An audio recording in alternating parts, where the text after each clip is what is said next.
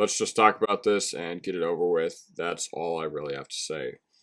5 years from now, SB Nation is going to make a video talking about how awful of a game this was. And what sets me apart is that I am here to talk about it tonight. I need some eye bleach after that game. Luckily, I didn't get to catch the full game in its entirety considering I was working. But this is going to be a game talked about for a very, very long time for all the wrong reasons. We have a lot of entertaining discussion to happen until all the games on Sunday, but luckily, bad football games make for some extremely entertaining talk within the community. And shout out to everybody who endured this game. I had the pleasure of watching it at work with my lovely coworkers. I live in Denver and I'm a Broncos fan, so I know a few people who were at that game, and since I'm a Broncos fan, it's time for me to meme away the pain of what we just witnessed, and hopefully Amazon Prime offers everybody a refund. So when this game was originally put on the schedule, we thought the Colts would have Jonathan Taylor, we thought the Broncos would have Javonte Williams and Tim Patrick, and all those star-studded guys were out due to injury, and we also thought this game would feature competent quarterbacks, considering the big storyline of both teams' offseason was finally supposedly finding these solutions to the quarterback position. Coming into this game, the Colts have looked nothing short of a just complete train wreck, especially when JT was ruled out. I thought, oh my god, this is going to be an absolute mess. For the Colts, Matt Ryan has just looked beyond awful for the entirety of the year, and I don't know if there's a lot of hope from Colts fans that he can turn it around. Yet on the other side for the Broncos, there was legit hope and optimism that not only can Russ turn it around, but that this would be the game to do it. Not having Tim Patrick has absolutely killed us this year, and not having Javonte has been equally as bad, but there's still hope, and the talk around Denver was, alright, we're going to click at some point, and all my friends texting me, besides a few in Connecticut and Missouri and Wyoming, figured that at some point Russ was just too good to not get it together. Let Russ cook is all we heard in the offseason. You aren't letting Russ cook anymore. The way he's cooking, he could find a way to burn ice cream.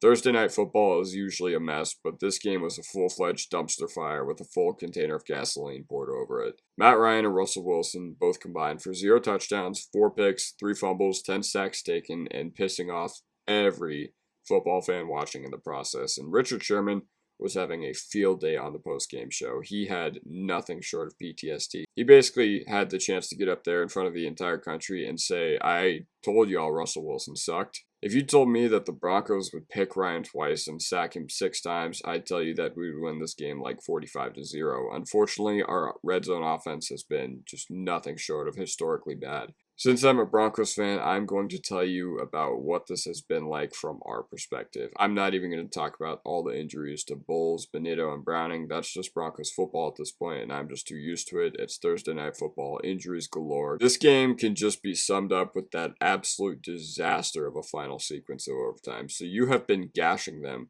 with Melvin Gordon and Mike Boone, and you finally can move the ball on offense. They've been the only offensive players doing literally anything for you consistently, at least all night. So you run to the line twice in shotgun. You get the opportunity to discuss things twice because the Colts call timeout, and then you run back to the line, and then you call timeout. Everyone that's played Madden knows you come out into 4th and 1, you run anything in the I formation. You run fullback dive, you run QB sneak.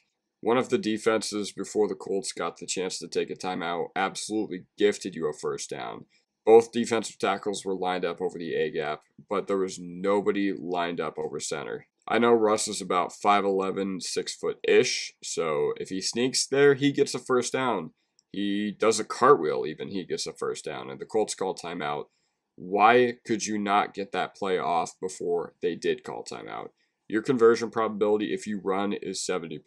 Your conversion probability if you pass is 57%. Never mind the fact that your running backs are the only functioning part of the offense right now. Your quarterback all night long has seen the field in a very unique way, to the point where he made Stevie Wonder look like he had 20/20 vision. To begin with, this was a very stupid decision to throw the ball. Oh, but we are just getting started. You got paid $250 million to make these reads, to make these plays, and guess what? The actual play design itself did what it was supposed to do. KJ Hamler was wide open, and Russ has to know that KJ is the primary read here. He could have done three things that were better on that final play. He could have gone through his progressions. Calvin Anderson had leverage outside on his edge rusher, so he was pushing him back inside. So Russ could have easily escaped, run to the left for an easy first down. Or instead of hitting Gordon or running for a first down, he could have thrown to KJ, who was wide open. Instead, he was like me when I played Madden. He made his mind up about who the ball was going to before he even snapped it, and he decided he was going to throw to Cortland Sutton. I don't know where you go here for both teams. For neutral fans that had to endure that, just please be glad it's over. But we're on Monday Night Football next week too, so the whole country gets to watch Russ burn Cheerios. Last but not least, ironically enough, when I was going through my Twitter tonight, I found something that you're going to love. This was from BetMGM in June, when the Avs were making their playoff run. Colorado sports fans get to watch Russ, Makar, McKinnon, and Jokic play for their favorite teams. And Jokic and Makar have legit arguments for being the best players in the league at their positions. McKinnon is at least a top 5 player in the NFL, and Russ just does not belong. More funny things I found on Reddit: cancer survivors were given front row tickets to this game. I would have rather died.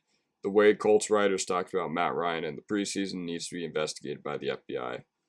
Alright, that does it for me. I just need to go to bed. Thank you very much for listening and watching. Subscribe if you're not already, and I'll see you whenever I see you next. Peace.